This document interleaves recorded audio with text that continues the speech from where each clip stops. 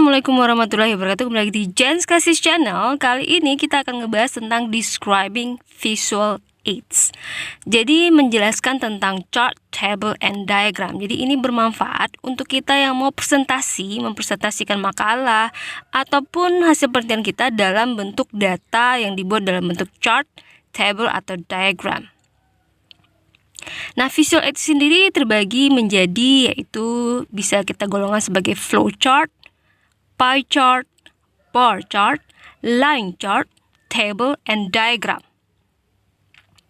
Nah, ini adalah contoh dari flow chart, pie chart, bar chart, line chart, table, and the last one, diagram. Nah, visual aids ini sebenarnya mempunyai fungsi yang berbeda masing-masingnya.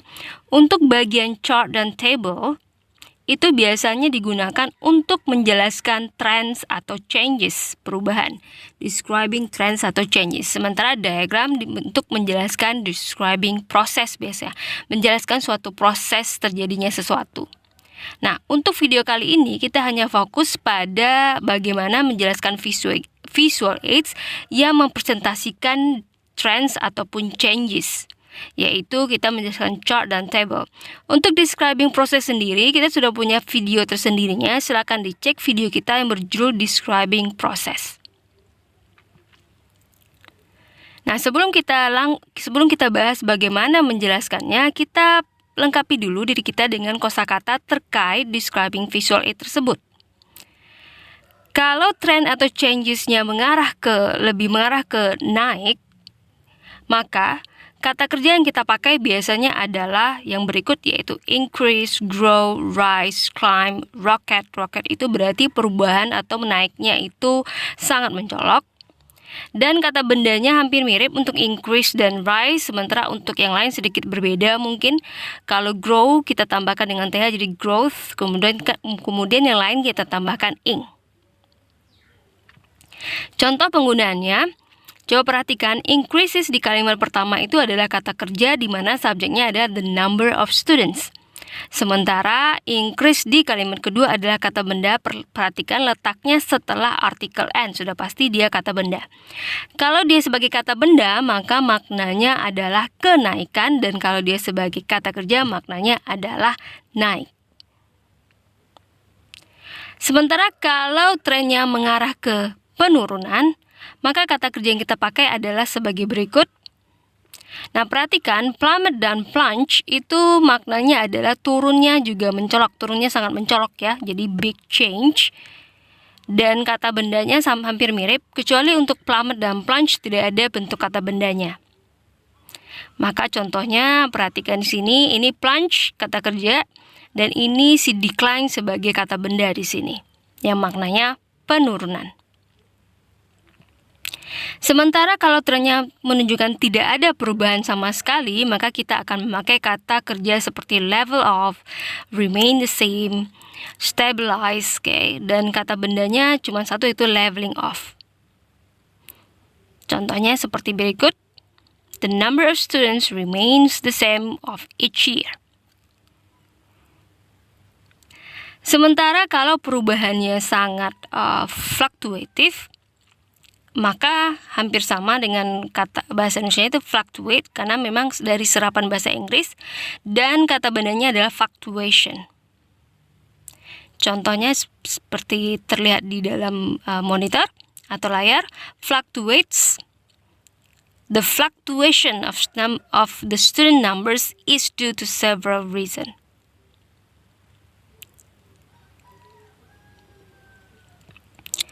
Nah, sementara kalau dia mencapai puncak naik atau puncak turunnya, maka kita akan menyebutkannya seperti ini, reach a peak of, reach a low of, atau stood at. Contohnya, the number of students reaches a peak of 100 in 2003. Sementara kata sifat yang biasa kita pakai untuk menjelaskan perubahan yang mungkin tidak terlalu mencolok atau perubahannya perlahan, maka kita akan memakai kata-kata seperti gradual, moderate, slight, kemudian steady. Sementara kalau perubahannya mencolok atau terjadinya sangat drastis, maka kita pakai significant, considerable, rapid, sharp, dramatic, steep. Oke, contohnya misalnya seperti a sharp increase, berarti kenaikan yang tajam atau kenaikan yang mencolok gitu ya. Jadi kalau adjektif ini kita pakai dipasangkan dengan kata benda. Nah, adverb itu rata-rata yang adjektif tadi kita tambahkan li. Nah, jadi kalau maknanya sedikit, slightly, steadily, gradually, maknanya banyak, considerably, strikingly, sharply, noticeably.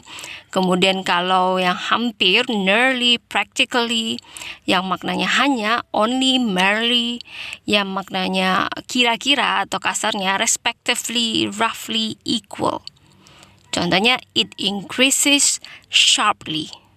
Jadi ini dipasangkan dengan kata kerja biasanya.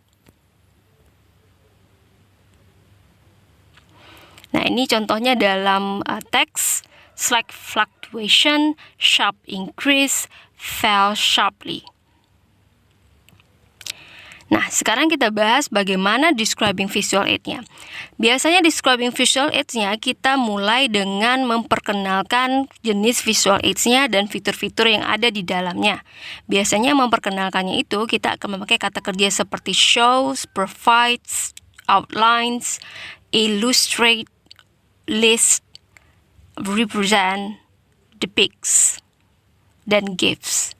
Oke, jadi ini kita kenalkan dulu jenisnya apa, apakah graph, apakah diagram, apakah table, apakah chart. Nah, sebagai contoh, perhatikan di sini, a line chart depicts changes over a period of time showing data and trend. Perhatikan di sini juga dia memperkenalkan fiturnya. Fiturnya adalah over a period of time showing data and trend. Nah, setelah itu baru kita jelaskan trend atau changes yang ada di dalam data tersebut. Ingat, dalam menjelaskannya tidak semua data harus kita jelaskan karena akan menjadi terlalu panjang, dan kita juga harus ada mengcompare ataupun mengkontras atau dua-duanya dari data tersebut. Maka kosakata yang bisa kita pakai dalam mengcompare atau mengkontras sebagai berikut. Kalau kontras kita bisa pakai while, whereas, however, in contrast to, on the other hand, different from, by contrast. Sementara to compare, kita bisa pakai kata seperti likewise yang maknanya sama ya. Similarly, jadi ini rata-rata maknanya sama, mirip, seperti, nah gitu ya. Tapi frasenya mungkin berbeda. Nah, setelah itu, data mana yang harus kita jelaskan pertama? Kita mulai dengan data yang paling mencolok, outstanding feature-nya. Nah, biasanya kita mulai dengan kalimat we can start from the data that as can be seen. Jadi kalimat-kalimat ini bisa kita mulai untuk mengawali describing visual aids kita dengan mengambil data yang mencolok dulu. Setelah itu kita tutup dengan menyimpulkan dengan memakai frase sebagai berikut. Tapi boleh nggak pakai juga sih. Nah, ini kita kasih contoh supaya lebih paham, supaya terbayang. Nah, ini perhatikan, ini ada jenis visualnya adalah line chart. Perhatikan di sini ada dua, di sini membahas tentang datanya menunjukkan bahwa ada kunjungan di dua website musik, di mana yang berwarna biru adalah Music Choice, warna merah adalah Pop Parade ya. Perhatikan di sini waktunya 15 hari dan angka pengunjungnya ditunjukkan dalam ribuan ya. Ini harusnya 100, kan ada 03 itu di samping kirinya. Itu maksudnya 180.000 karena terlalu panjang, makanya yang 03-nya itu dibuat terpisah. Maka kita harus menjelaskan itu di dalam penjelasan kita. Jadi akan jadi seperti ini. The line graph compares the visitor activity on two music websites over a 15-day period. Nah, perhatikan dijelaskan di sini bahwa ini tentang pengunjung dalam waktu 15 hari pada dua website. The number of daily visit are given in thousand, dan dia jelaskan bahwa ini dalam ribuan sebenarnya. Dan kemudian kita ambil outstanding feature-nya. Perhatikan di sini, tren yang terlihat di sini di kedua-dua website adalah cenderung mengalami kenaikan rata-rata. Maka kita akan mulai kalimatnya dengan mengatakan it can be seen that the both website experiences an upward trend. Oke, upward trend berarti naik gitu ya. Nah, setelah itu kita kasih detail yang lebih lanjut. Oke, kita mungkin bisa mulai dengan pop rate karena dia lebih populer daripada si music choice. Kita jelaskan datanya yang juga datanya yang mencolok juga. Jadi nggak semuanya kita jelaskan. Oke, perhatikan di sini kita pilih menjelaskan bahwa pop rate itu lebih populer dari music choice. Populernya dalam arti dia double the number of visit, jadi visitnya 2 kali lebih banyak. Oke, walaupun si music choice ini pernah mengungguli pop rate katanya. Oke, di hari ke-13 itu si music choice mengungguli pop rate. Nah, kan terlihat mencolok itu. Kemudian kita lanjutkan dengan membahas si music choice berikutnya. Oke, kita jelaskan music choice. Dan di paragraf berikutnya, atau di penjelasan berikutnya maksudnya, kita balik lagi ke pop rate. Oke, kita kasih angka-angka sedikit. Nah, kemudian kita simpulkan. Nah, menyimpulkannya kita ambil yang paling terakhir di sini katanya, the chart shows that both of the website tends to have an increasing number of visitor, although in the 5th day the number of visitor decreases. Jadi dia jelaskan bahwa, kita ulang kembali bahwa trennya itu upward trend, bahwa tren itu cenderung naik. Tapi di hari ke-15 coba perhatikan dua-duanya mengalami penurunan. Tapi tetap si pop rate mengungguli yang namanya music choice dalam jumlah visitornya. Nah, itulah kira-kira dalam menerangkan data dalam bentuk visual aids. Nah, sekarang mungkin bingung tenses apa yang harus kita pakai dalam menjelaskan describing visual aids. Nah, biasanya kalau dalam introduction-nya atau memperkenalkan visual aid-nya kita memakai simple present. Perhatikan kata kerja yang kita pakai di sana, compares, or, can be, experiences, itu dalam bentuk verb pertama. Kenapa harus pakai simple present? Karena kan memang kita memperlihatkan datanya kepada penonton kita, berarti kan sekarang itu masanya. Nah, tapi kalau kita menjelaskan data yang ada di dalam visual aid tersebut, maka itu kan sudah berlalu, tuh 15 hari itu sudah berlalu, maka kita jelaskan dalam bentuk simple past, atau boleh pakai past perfect juga.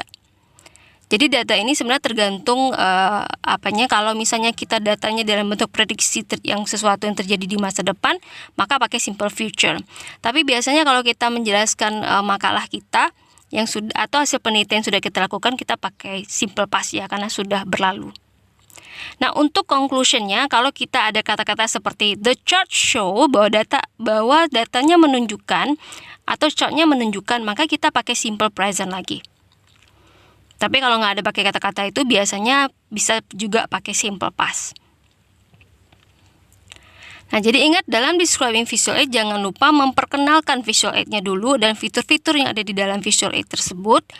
Dan biasanya kita memakai simple present. Kemudian kita menjelaskannya memulai dengan mencari outstanding feature-nya. Lalu kita berikan detailnya lebih lanjut, tapi nggak semuanya, juga data-data yang juga agak mencolok. Ini biasanya dalam bentuk simple past. Dan kemudian kita simpulkan. Kesimpulan bisa dalam bentuk simple past ataupun simple present, tergantung kita memulai kalimatnya dengan apa. Oke, semoga bisa dipahami. Terima kasih. Assalamualaikum warahmatullahi wabarakatuh.